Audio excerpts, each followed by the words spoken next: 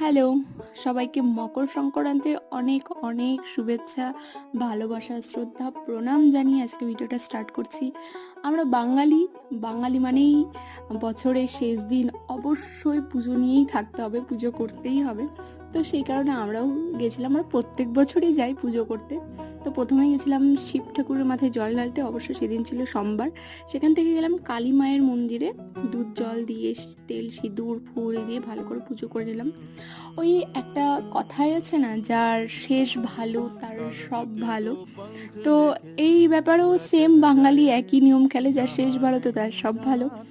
আর এই দেখো সূর্য মামা, যে সেদিন এতটাই উঠেছিল যে কিছু বলার নেই, রাস্তা দিয়ে হাঁটা যাচ্ছিল না। আর প্রথমেই আমি বলে দিলাম বাঙালি খুব পুজো করতে ভালোবাসে, সেই জন্য দেখেছো লাস্ট দিন বছরে সবাই ভিড় করে জমে আছে। এটাই চলবে সকাল থেকে একদম